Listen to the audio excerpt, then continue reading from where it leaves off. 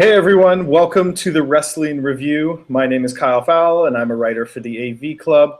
And as always, on the other line, my co-host, also an AV Club writer, LaToya Ferguson. How's it going? What you see is what you get. Woo!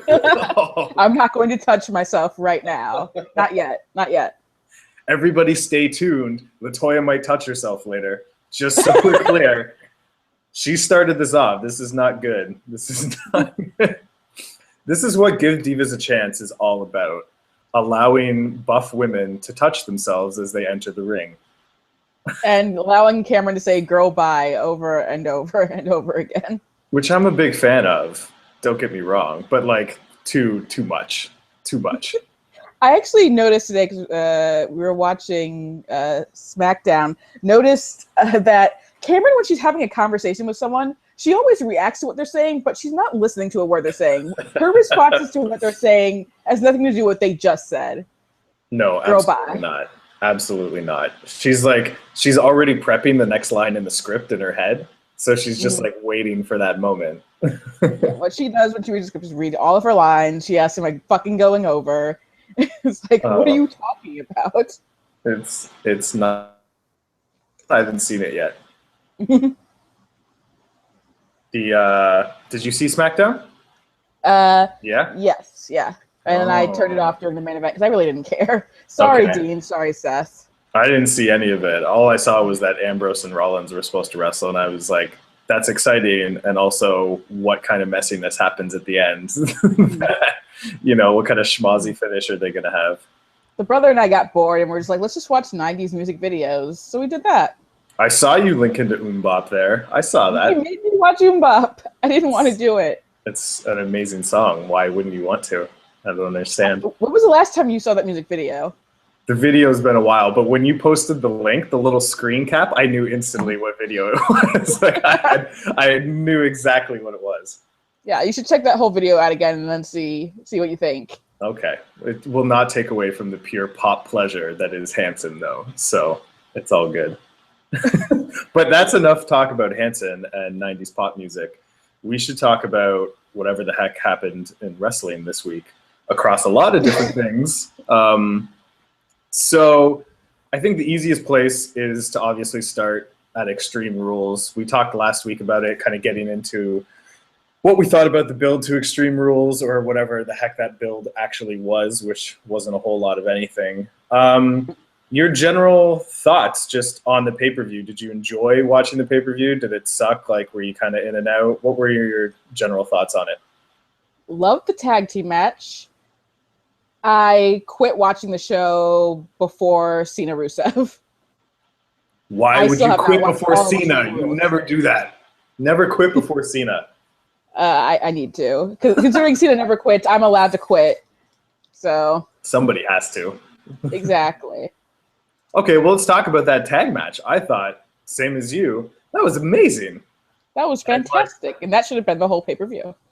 Part of me gets so frustrated knowing, like, as much as I enjoyed that tag match, and I thought it was amazing, and I thought it was a great idea to give New Day the win. A chance. Yeah, like, give them not only the actual heel turn and make them, like, the most unbearable team there, but, like, give them a reason for doing it, and then give them the belts because they need the heat.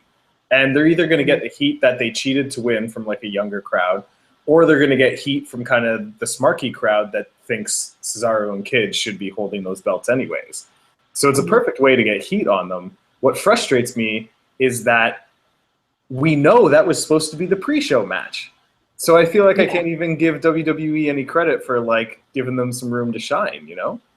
Yeah, they're just lucky that it didn't become the pre-show match, honestly.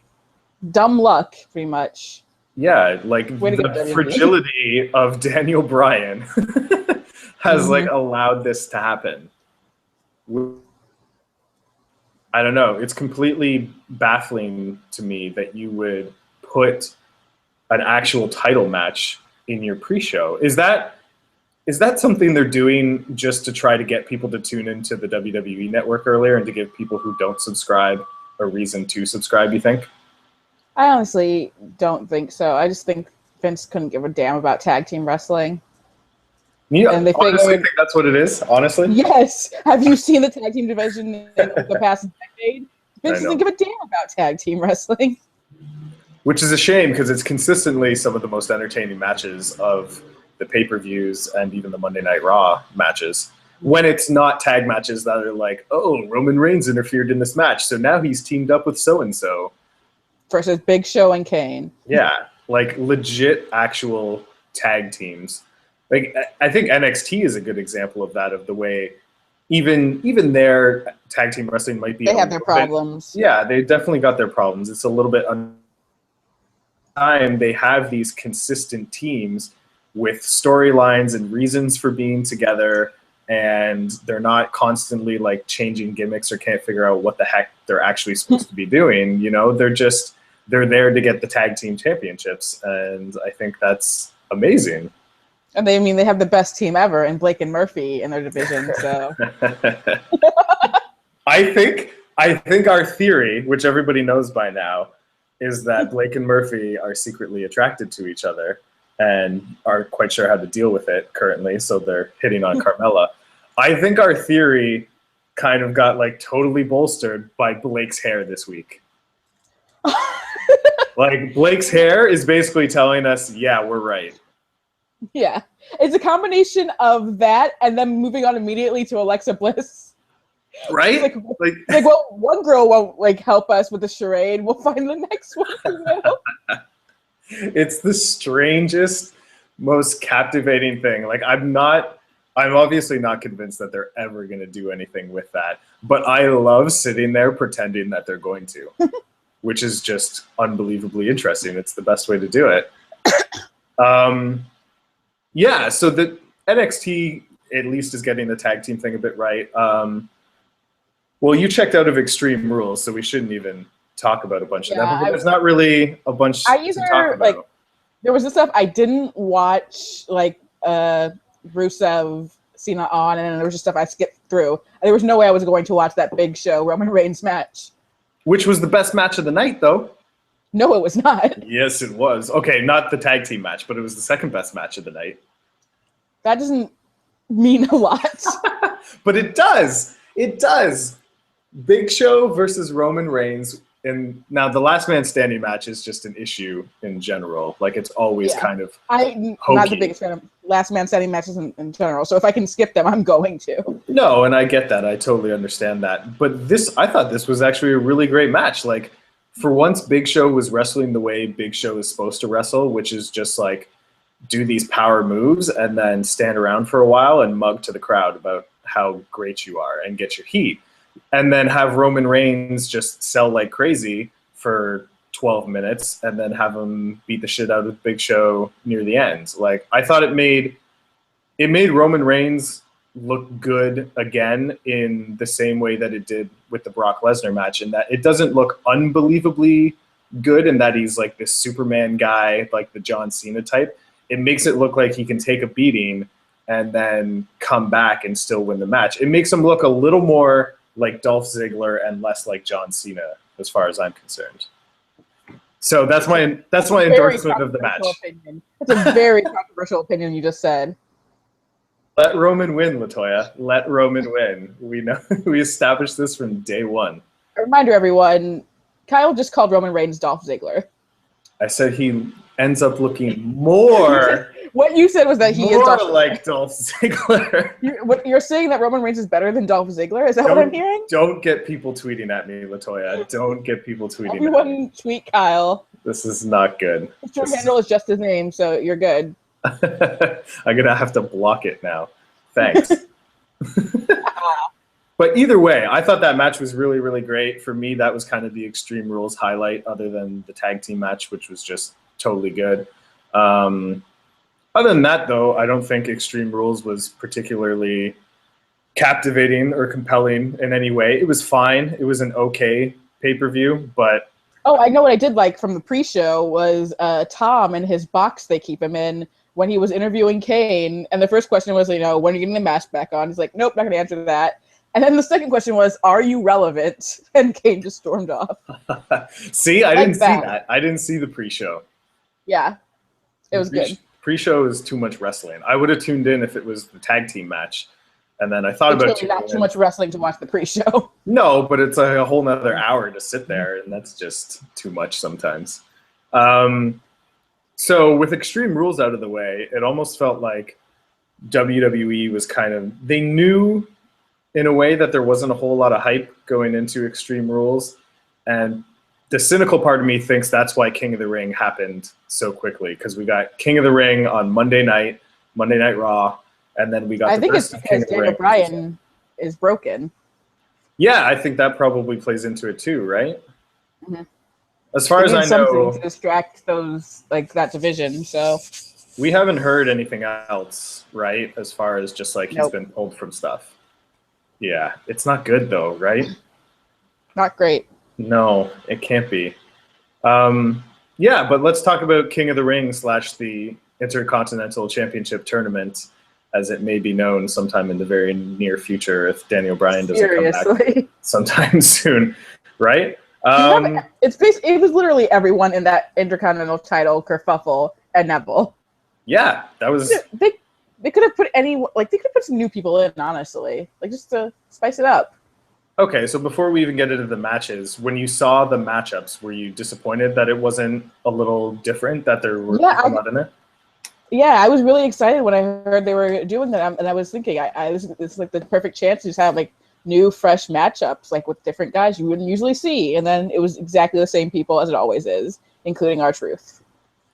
Right, and as great as I thought, all the matches were really good. Mostly because I tend to find wrestling for wrestling's sake to be pretty good. All you got to do. Damn millennial. I know. It's like, just give me guys wrestling because they want to be the King of the Ring. That's their only goal. Fine, perfect. I don't need a built-in storyline in there either. Not all the time, but that's what a King of the Ring tournament should be. It's just like, I'm going to beat the crap out of a bunch of guys. Were you disappointed? I was disappointed that it wasn't all in one night. Like, they didn't just get it all done on Monday Night Raw, or even just make it all a WWE Network special. Did that kind of take away from it at all for you? No, I thought it was cool that they made it like 2 nights. I felt like that made it kind of seem special, because it wasn't just like, and here we are, it's done in the end. Like, you have to keep watching to see, and that's what they need to. They need to have more genuine wrestling specials on the network, not just fucking Jerry Springer. Yeah. That's not what we need. We want wrestling. There's a reason people are getting the network, and it's really not to watch. Just, you can only watch WWE Countdown so many times, you know? There are Raw that don't mean anything to any storylines anymore. It's like, oh, that was a nice trip down memory lane for like a weekend, but then, how often are you really gonna watch Kurt Angle spray people with milk? Like, not very often. But one of the things go. I'm saying, like, especially when you watch those things enough times, where all the talking heads, you can tell like where they're originally from, like what DVD or something, because they keep just using the same talking heads over and over and over again. You never get any new material on that front. It's a bit of a WWE issue in general, for sure. But I was going to say, with King of the Ring, one of the things that I love about King of the Ring is that the exhaustion does play into it in terms of the storyline. And so even though we got that on the Tuesday finale when we had Neville versus Bad News Barrett, and Neville was doing a great job of selling the ribs from the previous match that he had. And even Barrett, did the short little promo before he came out that said, how is it fair that I just had to wrestle a match and now I got to go back out there? And even the commentary doing a good job with JBL saying, I'd rather wrestle back-to-back because that gives me the momentum. I don't want to have a chance to sit there and think about it. I thought it was a good. The commentary made me want to shoot myself in the head. Okay, for the most part. on Raw, they were bad. I didn't think they were that bad at King of the Ring, no? They were so bad. Yeah? Why? Like, what was... Then they had to argue over whether or not... Then they had the idea to go back-to-back or not, so I'm just focusing on the match. And then I got to a point where I had to, like, tune them out because I can't... At this point, I can't stand their voices. Right. It's that level, really. There are times when, like, for whatever reason, when I'm streaming the WWE Network, and it's coming through my TV. The sound is really weird, so the voices are way in the background, like it is with nothing else. Lucky you. And I'm like, oh my God, this is amazing. This is exactly how I should be watching this. This is why you're so positive all the time. It's because I can't hear Michael Cole be an idiot. Exactly. But I was upset with just the King of the Ring in general because, like, half of it was messed up in the first night just from idiocy. Why? Can we talk about the whole Kiss Me Arse Sheamus Ziggler thing? Yeah, because I think that all ties into the King of the Ring, right? So. And also maybe possibly Blake and Murphy's homosexuality. It might also tie into that. Okay. Because there's nothing. This is like past homoerotic at this point with like Sheamus specifically, his obsession with having, as he said for when he's king, a line of boys lining up to kiss his arse. What? At least the next night he changed it to little fellas, so that was a start. Like, he still wants a line of men coming to kiss his ass. What? Yeah. And the more they say it, I'm like, is no one? Are we not doing phrasing anymore? Is no one seeing what's happening here? It's just so bizarre. Like the stipulation in general is like this weird relic of the Attitude Era that just doesn't seem to be relevant anymore. That no one is like getting excited because it's like humiliating. Like I'm sure there are people that are still, have very homophobic beliefs and think that it's like the worst thing you could do to Sheamus or Dolph Ziggler. And so they think it's absolutely hilarious. But for most of us, it's like, this is really stupid. Really, really stupid. And it's weird because if it's so horrific, to have to kiss a butt cheek, like, why does the receiving person want it so much? Wouldn't that be also very strange to them? Yeah. It opens up a strange can of worms, really, and that they won't stop talking about it. To be fair, my girlfriend was focused on the TV, hoping for some Dolph Ziggler bum. So WWE's doing something right. I mean, we all always are, but there was a little cheek action. Not enough. No. Not enough to make any of this okay. And then you have stupid distraction finish for Ziggler's match because, this is the most traumatic thing of his entire life. And then you have Ziggler be a stupid WWE babyface, and he ruins the tournament for Dean Ambrose. How is that not somewhat of a heel turn, honestly? What an asshole thing to do. That was kind of the weirdest decision for me. Like, I hated the distraction finish because it was ridiculous. It felt to me like if you're going to have a King of the Ring tournament, just make it a King of the Ring tournament. You don't need to make all these schmozzy finishes to, like, protect your guys or anything like that. It's going to be fine. It's a tournament setting. It's no big deal.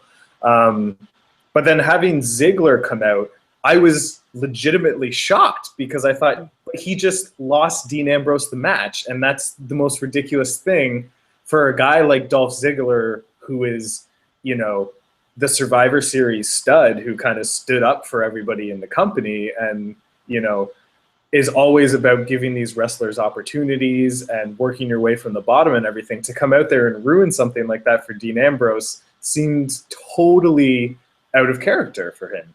Yeah, and the fact they don't even address it, what? That's ridiculous. Yeah, spoiler alert, they don't address it on SmackDown at all. Well, and it even took the announcers a little bit to be like, oh, I think that means that Dean Ambrose has lost and Sheamus is going to win by disqualification. You guys should know that in general. You shouldn't be so confused by that very concept of your backward storytelling.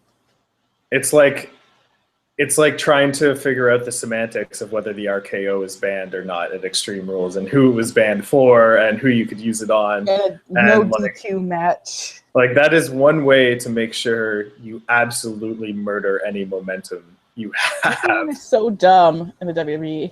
So dumb. Can we talk about Damien Sandow? Yeah. The dumbest fuck ever. Okay, well, before we get there, though, what do you think about Bad News Barrett being the King of the Ring and him winning over Neville? I was afraid that Truth was going to win, honestly. I wanted Barrett to win, but I was afraid Truth was going to win. Truth had a great match with Stardust, I thought. Like, that was a pretty great match. I was surprised that Truth There's won. no such thing as a great R-Truth match. Oh, you are so negative sometimes. Oh, I hate R-Truth. I said it on Twitter. I hate R-Truth. He had a good match with Stardust. Impossible. All right. But we can agree Neville Harper was kind of like my highlight of, I think, the whole King of the Ring. That was awesome. And Neville Bad News Barrett was amazing too. Like, it was what I really liked about Neville Bad News Barrett, which was different from everything that's happened with this group of kind of upper mid-card guys since, I don't know, since the Royal Rumble, I guess, is that I legit didn't know who was going to win. And I like having that unpredictability in there, where I thought you could totally give this to Adrian Neville, and that makes a lot of sense. Yeah, it makes a whole lot of sense, and it doesn't really harm Barrett in any way, because King of the Ring isn't really... Because Barrett loses enough as it is. Yeah, he always loses, and King of the Ring is kind of its own individual thing anyways. So it's like, it's not like he's fighting for the Intercontinental Championship again or something like that. It would have been cool to have Neville, have 3 nicknames at this point. King of the Ring, the man that gravity forgot, the new sensation, Neville. Or every time he pins somebody, like, he gets their nickname. He like absorbs it. The show off. Yeah, he's the show off. He's bad news. He's everything, all in one now. That's the gimmick I want to see. And Axelmania. I want to see Neville doing Axelmania, obviously. And Axelmania then is probably a good segue into our Damien. Yeah, now we can talk. So we're at a point now where so bad. Sorry. Damien, no, that's okay. I'm just setting it up for people, in that Damien Sandow is now, he already lost his battle for the brand to the Miz. The brand of a person's personality. Yeah, thanks to Summer Rae, who did a last-minute switch on him, and oh my god, it's just, you can't even explain it because it's so stupid. The most heartbreaking twist in all of wrestling. Oh my god, I was so hurt for him. But so now he seems to be pulling out a gimmick where he is a kindergarten kid, I think, or something. So your thoughts on Sandow? They've just botched this, right? They've totally botched it. It started off so well. And then he became the biggest asshole in the world. And then he continued to be the biggest asshole in the world. And again, SmackDown, he continues to be the biggest asshole in the world. Poor JoJo, that's what I have to say for what happens on SmackDown. Oh, no. Yeah. So he comes out, he says basically he lost his identity. All of his peers pretty much made fun of him for like what he was doing as a stunt double. But now he's going to be here just to entertain people, which is great. It's really heartfelt, It kind of talks about, his past, how Miz would always bring up, but did it in the abusive boyfriend way. It's really nice. And then he says, I'm not going to pretend that would be anyone else but me. Yay, we're all happy. Then Axelmania comes out, because Axelmania is sunshine and rainbows. So Damien Sandow has to ruin that. You can explain this, because it makes me angry. Well, basically, just all Curtis Axel would do, he's kind of getting in his face, and Sandow is just repeating everything that, like, kindergartner mocking voice kind of way. Yeah, he's not even doing really the stunt double thing anymore. He's just going do. No, it's not like he's doing an impression or anything, and it's not like he's kind of satirically tearing down Curtis Axel for basically being Hulk Hogan and not realizing it or whatever, right? And it's like, I'm always willing to give some leeway to the baby faces as far as them being cruel to the heels, because you need that a little bit. But to me, this is just totally off-putting as someone who's been so into Sandow for months now. It's like seeing Dean Ambrose beat up a dummy in the middle of the ring. I'm just like, this is so disappointing. This is not what you should be doing. I mean, the best part of it is that, I feel vindicated, because I kept telling everyone they have no idea what to do with Sandow, and they'll show that the first second they have, and then they did, and I win. But actually I lose, because we all lose. Plus, you're getting paid to watch it every single week. So you have zero choice. Yep. But yeah, as if that's not terrible enough, Raw Fallout, he's being interviewed by Renee Young. That And was then he even decides, worse. yeah, Even he pulls worse. the stick on Renee, which, what? That's why. There's no reason for that. And again, he does that on SmackDown when JoJo is announcing him. And Oh, JoJo at a point looks genuinely pissed. That's where we're at. JoJo looks pissed off.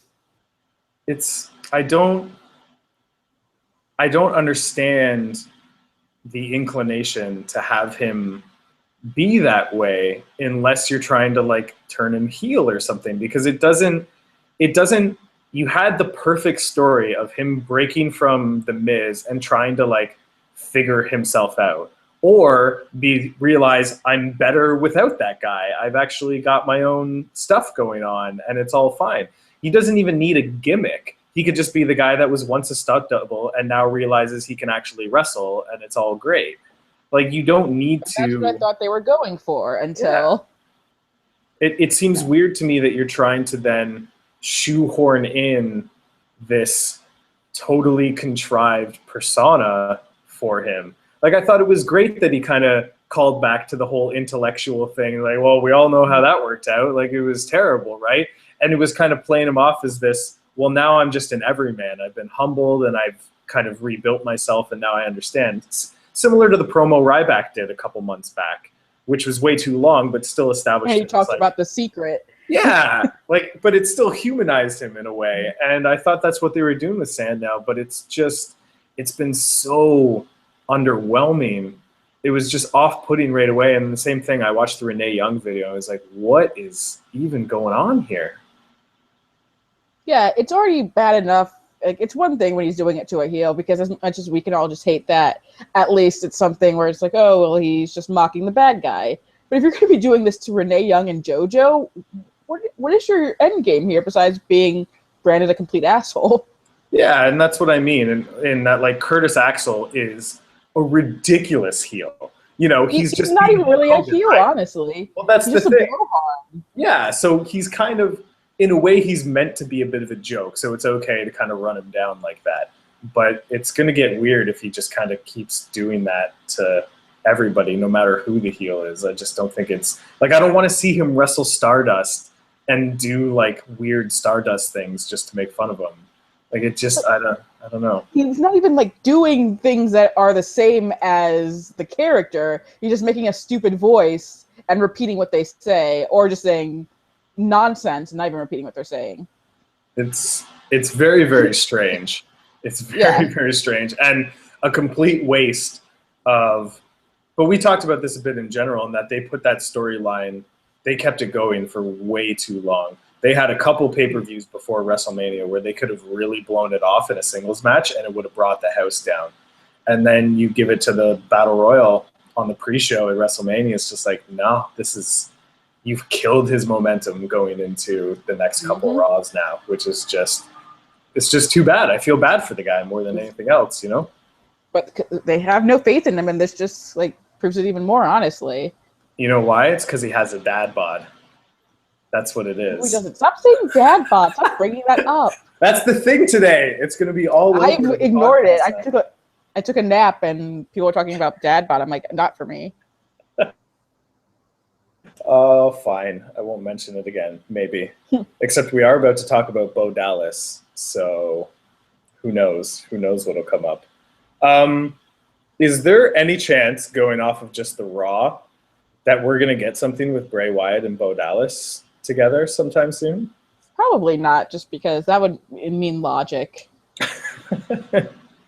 Next question. That's it. That's all you have for that. Basically. It's hard to say. I think it's definitely hard to say. You would love that, though, right? That's safe to assume. At this point, I don't care. Especially, it's a feud with Ryback. I mean, as adorably goofy as I find Ryback and charming, I don't much care for his wrestling still. Right. I just love how amusingly like hyped for everything is. He tries hard. I'll give him that. I think though, like a Bray Wyatt Ryback feud could be pretty good. Like it's a good use of two guys that don't have a lot to do right now. You know what I mean? Does Bray Wyatt go over? Because that means changing Ryback, right? And I don't think that's happening. So Bray Wyatt loses again. Bray Wyatt loses again. I don't know. I'm not totally sure. It's hard to say where they're going right now, and this is part of the problem with the way they're booking Bray Wyatt in general, as far as I'm concerned, and that you're just having him talk way too much. Like, he's a great talker, but ultimately, I think he's too good in that WWE feels the need to constantly have him talking. So if you cut away from that, just have him show up randomly in the middle of the ring and, you know, Sister Abigail someone, and have him do that to a few different people if you want, and establish him as a crazy monster guy who can appear out of nowhere just because he feels like it. Stop having him cut these totally abstract promos, which, as great as they sound, don't mean anything anymore, because we all know as soon as that kicks in and he's standing in that smoky room, we're attuned to just check out now. Yeah. And see, I would love to see him have more matches, but I'm afraid of what happened when he had more matches before. He would always go against R-Truth, who, as we know, is my least favorite wrestler and your second favorite wrestler after Roman Reigns, a.k.a. Dolph Ziggler. Okay, he's like my third favorite behind John Cena and Roman Reigns. Thank you. First of all. I hope everyone heard that. But I think I was really, really excited when he popped up there at the end of the Bo Dallas Ryback thing on Raw. I guess it was a match, but it was barely even a match. So I was really, really excited for that. And just the way that they've been putting Bo Dallas into the show more, just seeing him on TV again after it's been so long. I thought that guy got off to a really, really hot start with the streak and everything. And everyone was kind of super behind him, whether it was ironically or not. And then they had no clue what to do with him after that. Well, after R-Truth beat his streak. R-Truth is everywhere. Unfortunately. And according to the sheets, Vince doesn't get Bo Dallas's gimmick. Possibly because he had never seen NXT really until San Jose. That could be why.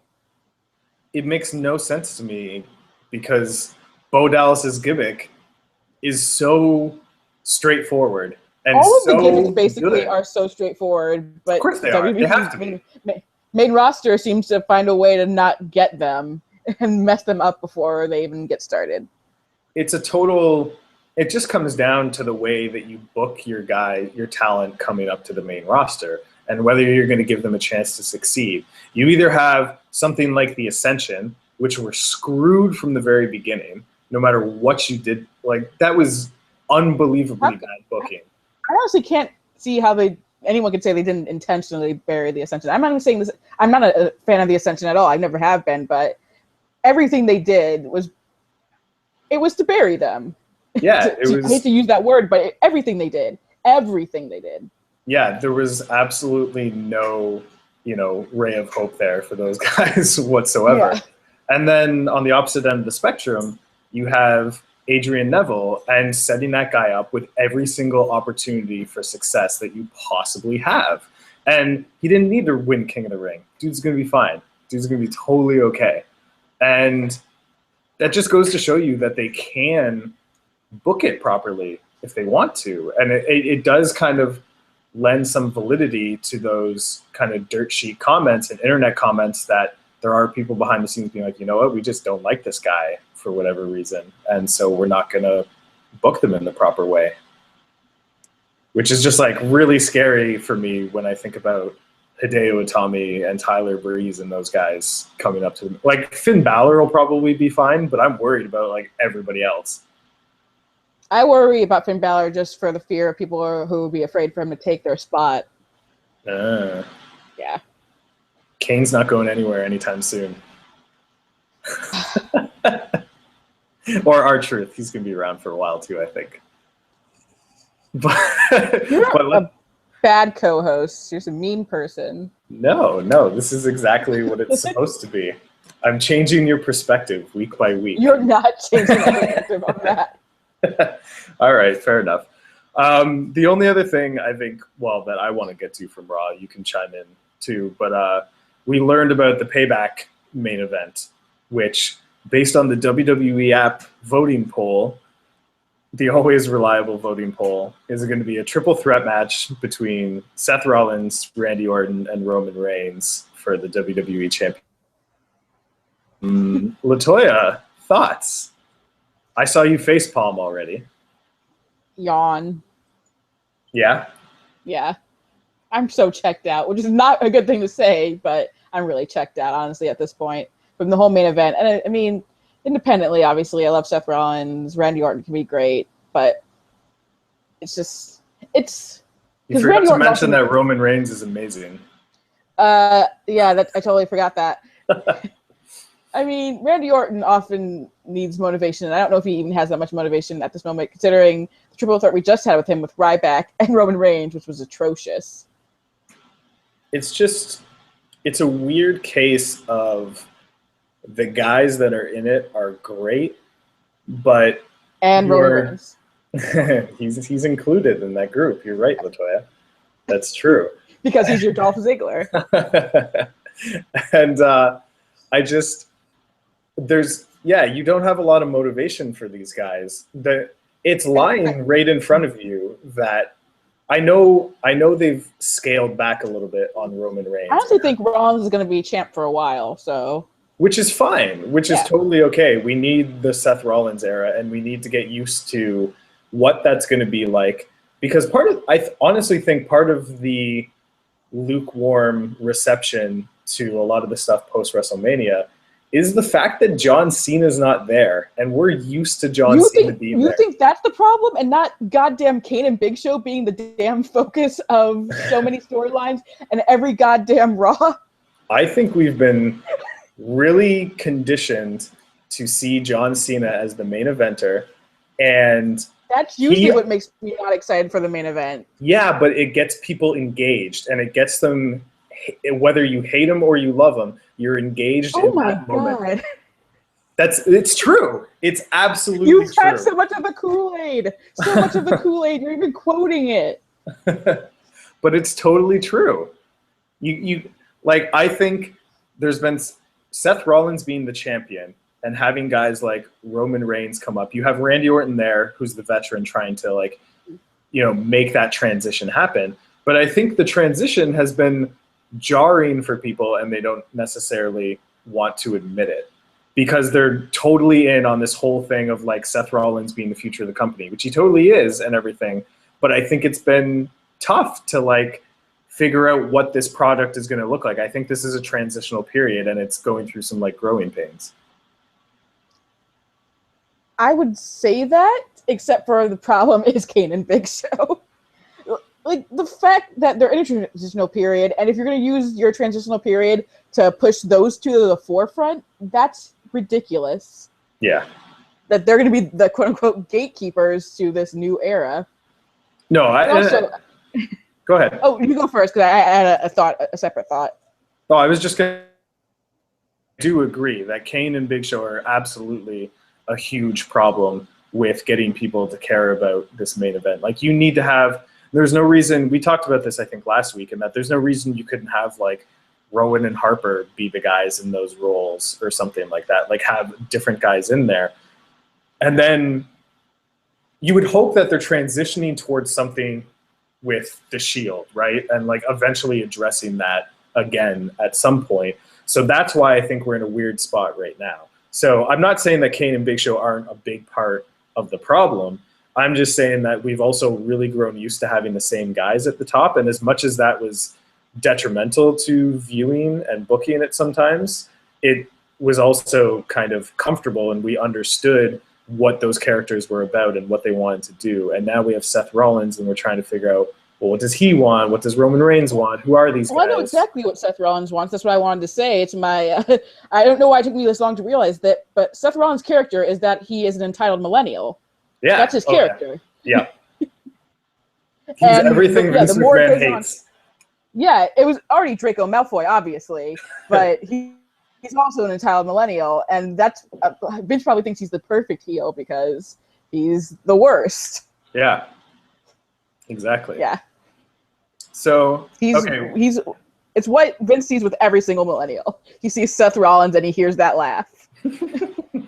Which is so good. Which is the I love perfect Seth heel Rollins' laugh. Oh man, it's amazing. It's amazing. So like, I'm with you. I'm not super pumped about the triple threat match. I'm sure it'll be. Although it has your favorite wrestler in there. So. It does. It totally does. No, it doesn't. It doesn't. He's not my favorite. We gotta lay off that. Sorry. We gotta lay off that. Okay, can we move on from WWE for? Not yet, because we have to talk about John Cena versus Rusev 4. Okay, we do. I guess we do. I guess we do. Why? Also, it's another I Latoya. told you so too about the whole Rusev situation. Yeah, it really, we're building towards another match, which is going to be an I Quit match this time, right? If I'm It's like 100% that chance that Cena will win, as opposed to like the 99%. probably, and He's never lost an I Quit match, so it's 100% that. Neither has Rusev, so I quit the podcast. Yeah, I know you do. I know. You mention that every week, LaToya. I understand. One of these weeks. You're turn on the video and I'm just not going to be anyone here. No, I'm fully expecting that. I'll find a cardboard cutout of Roman Reigns and just put it there. Oh, I have a cardboard cutout of Roman Reigns. It's fine. I can let you borrow it. It's right next to my John Cena one. But I think, what the heck were we talking about before we got off on that tangent? Cena Rusev, and then we were going to move away from WWE. Yeah, like, whatever, Cena Rusev, I really don't even care. Like, I'm totally disengaged with that. See, even you're like, no. No, I agree. It's overkill at this point. But I am really worried about splitting Rusev from Lana, which seems to be the direction that they're going. I can't believe I made that joke in my Raw review about Lana being like, LOL, I'm actually American, and apparently that's the direction they want to go. It seems to be, right? Yeah. Which is ridiculous. It's like Rusev is amazing. He's an unbelievable talent, but Lana takes it to the next level by getting that heat for him and just being this unbelievable character who totally understands how to manipulate the crowd and be a part of the action in a way that isn't like schmozzy or anything. Like I'm so worried about them being apart. Like I have trouble envisioning what that looks like. It's like Lana's going to become Dolph Ziggler's girlfriend or something, and it's just going to be the worst. Then he'd have to turn heel if he's going to have a girlfriend. Get out of here with that nonsense. Yeah, maybe. That's true. That's true. Wanting to have Sheamus kiss his arse, okay? He has no time for girls. That's right. That's right. He's too busy chasing Sheamus around looking for a smooch. Looking for that lineup of boys. Oh, God. He said it. I know he did. He said it, and they allowed that to air. They were like, maybe we should try something else. So yeah, that's it. We're moving away from this. No more WWE. No more of that. We've spent Does that mean time. No NXT? No, that's one thing. We can do. Do you want to talk NXT or Lucha Underground? I want to talk a bit of both. So both. We can talk NXT first. Okay, so let's talk about our favorite wrestler, Dana Brooke. Why do you always want to focus on the bad stuff? I love Dana Brooke. No, you don't. I love that she finds a way to touch herself at least 3 times in a row during one match. Oh, that, like, her whole hand motion that goes into, like, the bicep thing is just not good. I said that she moves like a SmackDown Shut Your Mouth video game character. And I think it's pretty accurate. It is accurate. And, like, I don't know, it just, the segment that Dana Brooke had, she had the match with Bayley, which was, I thought it was super smart in getting people to hate Dana Brooke and getting everyone really back on Bayley's side. Yeah, but it really cemented Bayley as kind of this top talent that people get behind. But then you do the most, main roster finish you could possibly do. And I thought it was just absolutely terrible. Like, it was horrible. Emma and Dana going against the world. They high-fived.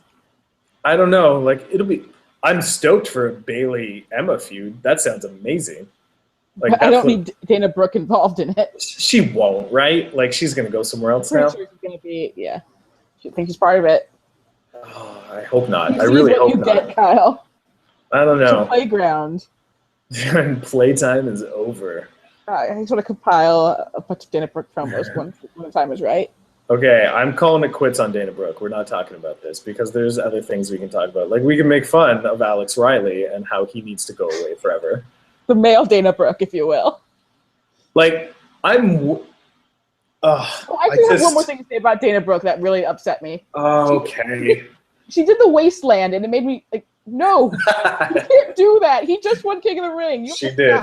She totally did. I didn't call it, even though it was clearly the Wasteland. And she did something else that was... Didn't she almost do it twice? Yeah, she almost did it twice. I think she did... I felt like the flipping was very Charlotte. And I'm like, someone needs to talk to her slightly about being original. Yeah, I don't know. There's just nothing to her at the moment. Like, there's nothing remarkable. Like, I guess she's supposed to be, like, this power wrestler, you know, because she's supposed to be this really strong diva. But we have Nikki Bella. Yeah, I don't know. And none of it's clicking, obviously. So as far as Alex Riley, once again, being like, I need to fight Kevin Owens, I feel like... Why should he be allowed to fight Kevin Owens again? Not even from, like, a kayfabe standpoint as to, like, oh, you've already lost twice, so you don't get to do it again. I don't know why this is a creative thing that's happening. I don't know why. I can't figure out what the heck they're trying to do. Maybe creative really just like seeing Alex Riley get his ass kicked. I know if I worked for WB, I would love that too. But what's the end? What are they trying to do? Are they actually trying to revitalize his career, or was it like, we're gonna throw you in a couple matches as this weird thing to get us towards Owens and Zayn, and then that's it? Like, I don't know. I don't want him to put him back on commentary because the commentary team is great without him, and I don't need him comparing Sasha Banks to Jackie Joyner Kersey ever again. Right. I don't know. It's really strange and really, really frustrating that I guess when Zayn was injured, there was kind of this hole there that you had to fill somehow. But there was no reason why you couldn't have Kevin Owens just run through the roster, or he didn't even need to wrestle a lot. You know, he could just be hanging around like, well, I got rid of the former champion and then #1 contender Finn Balor, and that's it. So, you know, I'm just gonna wait until the next guy comes around and beat the crap out of him too. Like, the whole story just seems weirdly out of place for something on NXT, I guess. Like, maybe we've just been too conditioned with NXT. Like, it had a really good run for a long time. Mm-hmm. And so now... it is amusing to watch, you know, Alex Riley embarrass himself. That's always fun. It's because he's really just an embarrassment. His hair, his wrestling, his tattoo. I got nowhere else to go speeches. What are you talking about, Alex Riley? Get out of here. And the best part is that he's so lame that it allows Kevin Owens to, like, insult him in the most realistic ways possible. When he came out last week, and I think it was last week, and he ripped on his stupid tattoo. And he's like, your tattoo is ridiculous. Like, and then on commentary this week talking about his hair. It's such bad hair. It was amazing. It was so good. If he wants another chance, you know, as a wrestler, which he doesn't deserve anyway, don't you think he would want to work on his look? Because that's really all he ever had going for him. Right. Like, he looks disgusting. Even the matches that he's having, he kind of does, you know, he gets the drop kick, he does that, like, swinging neck breaker thing, and that's about it. He's got nothing else in there.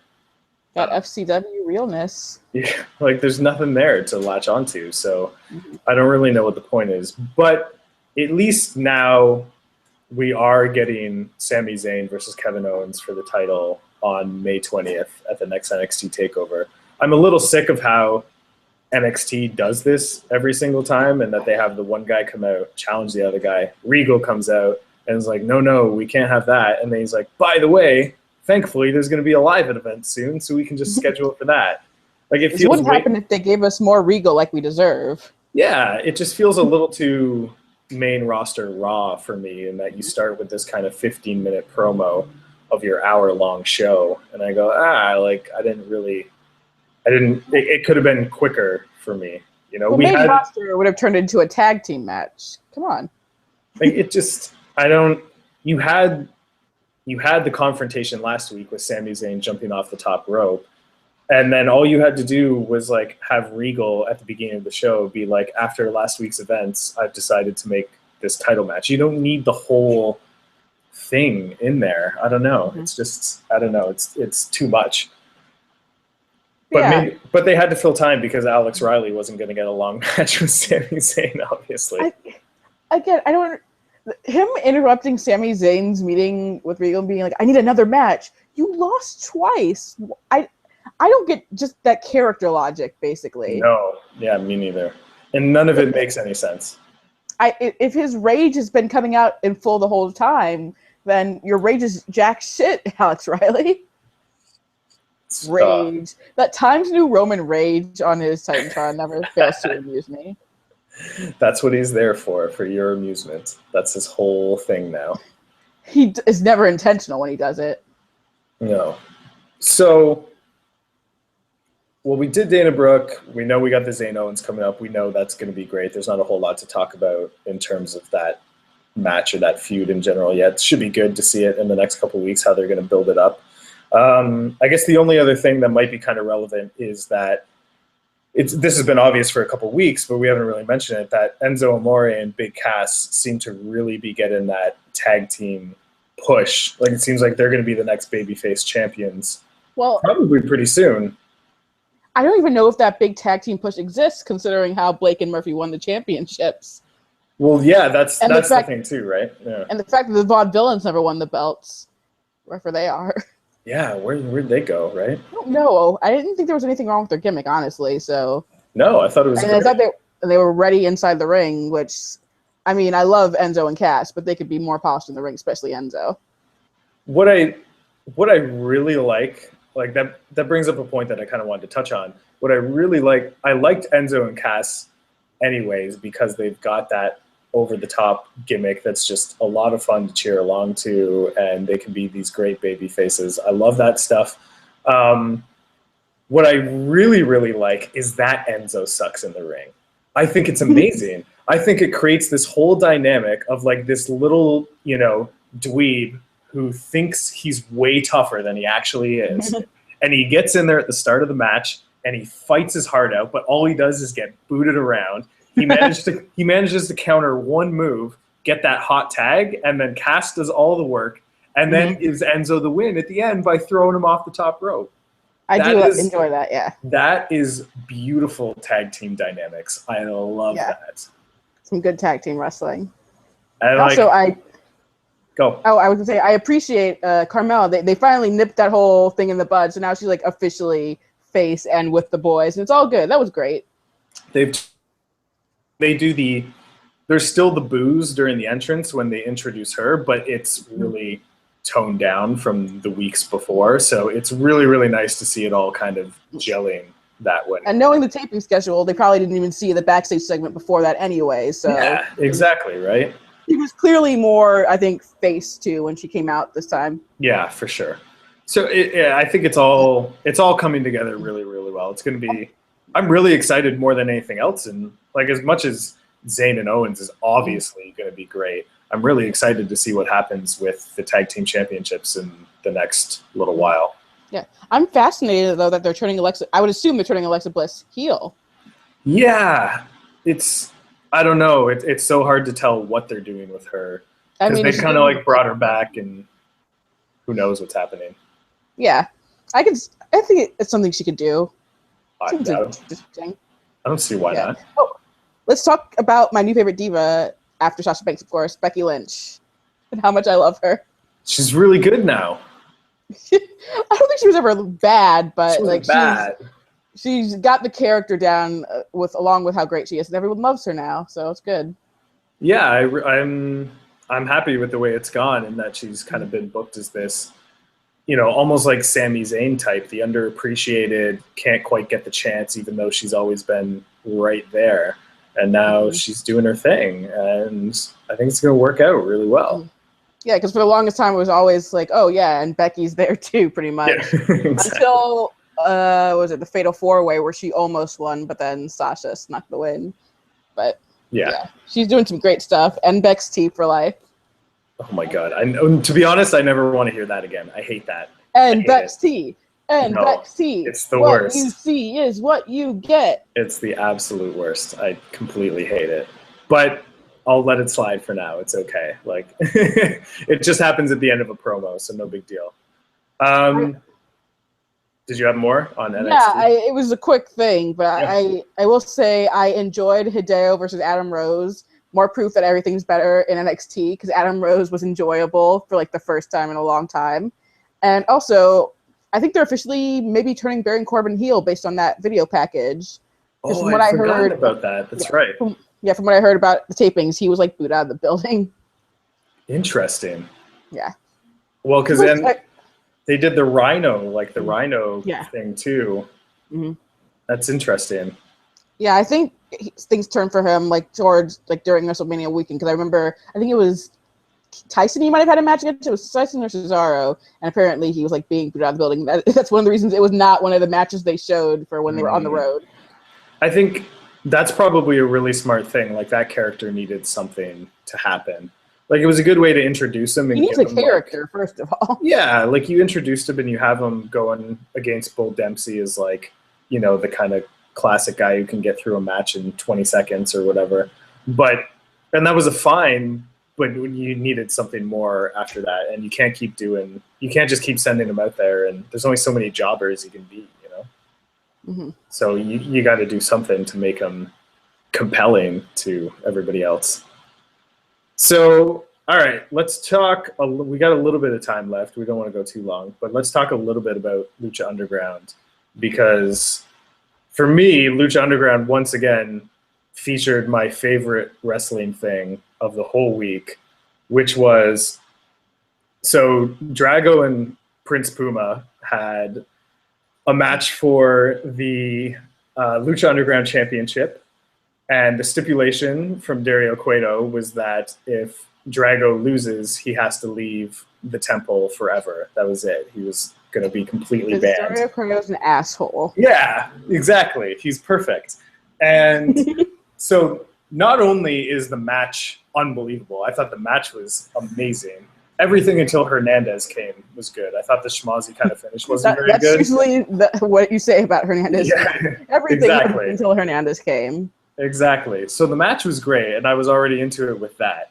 But then the match ends, you get the credits, and then you get Drago walking outside, and he goes by Dario Cueto, and he's like, I think he says to him, I'll see you again.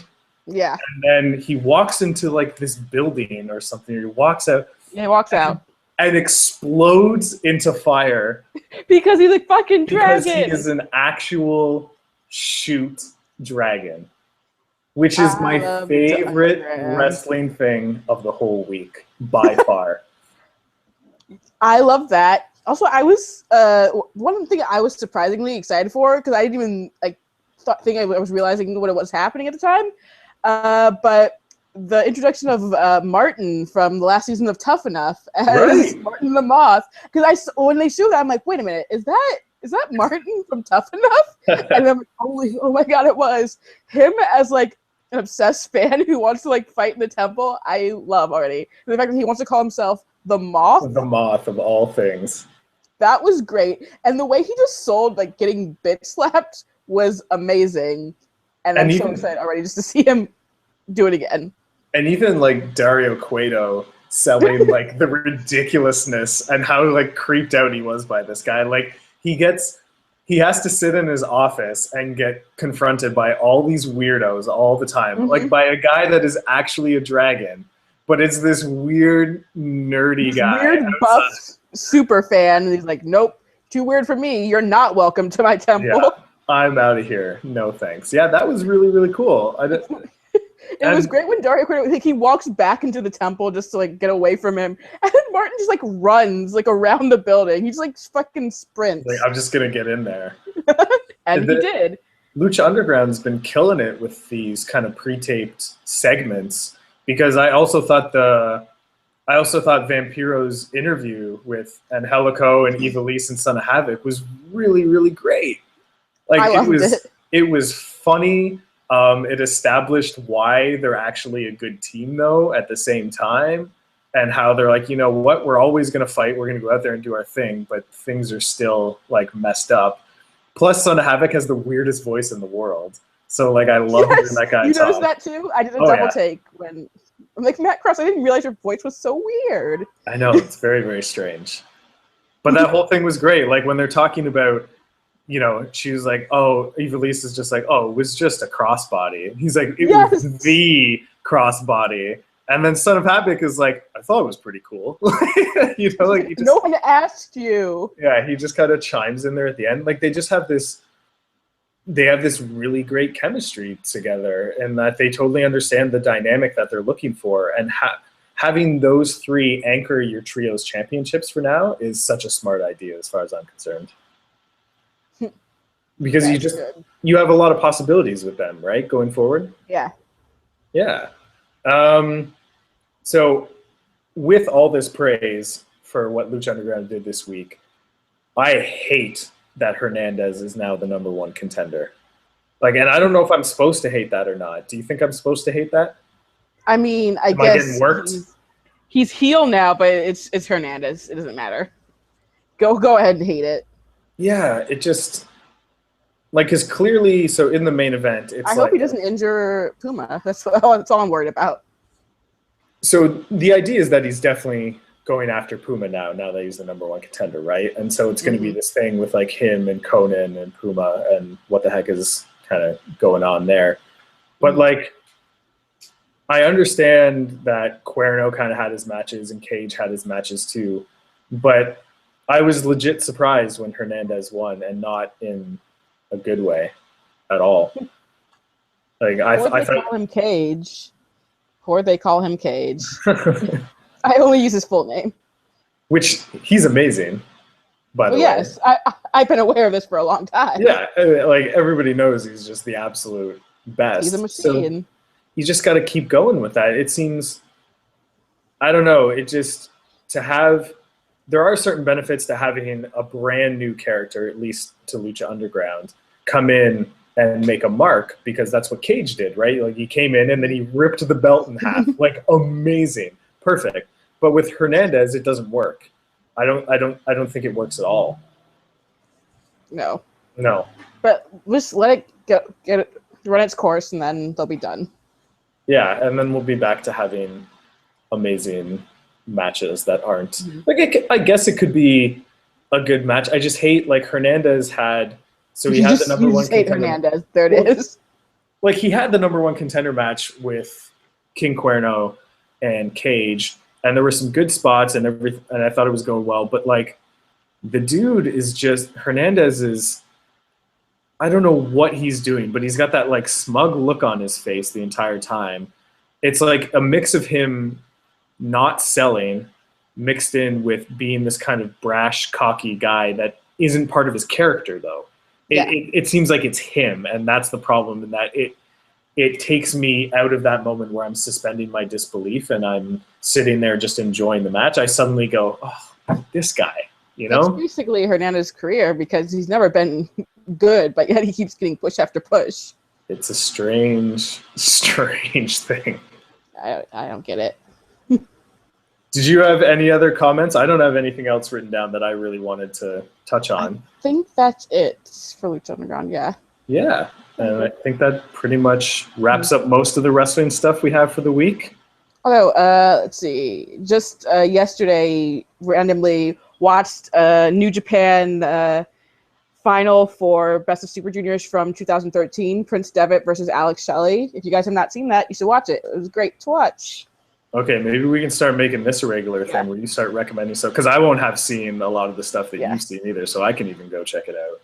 Yeah, it's really good, especially towards the end, because it gets to the point where you're like, well, what's gonna like do the job basically to finish this match? Oh my god! Okay, I'm excited. You're gonna link this afterwards to me now. I can find a link for you. Yes, you are. All right, so that's LaToya's recommendation, and she's the smart wrestling fan, and I'm the one who likes Roman Reigns way too much. This is what we've established. Direct quote. And yeah, that's it for the wrestling review for this week. LaToya, have a lovely weekend and a lovely Raw viewing on Monday. And oh, special announcement, actually. I guess I can give you guys some good news. Do it. Do it. May 20th, I will be covering the NXT TakeOver special. Yes. And I will be doing NXT for a while to see if people are interested in that. So nice. I won't suffer for the longest time. Oh, that sounds amazing. I'm finally getting rewarded. Oh, that's so good. I'm so happy. I can't wait till you can't do them both, and I can take over the Raw reviews and talk about how amazing Roman Reigns is. Views plummet. Well, that's good news. We'll post all the links and everything once LaToya is doing all that. But make sure you're still reading the Raw reviews and doing all that lovely stuff. And we'll see you all next week. Later, everyone.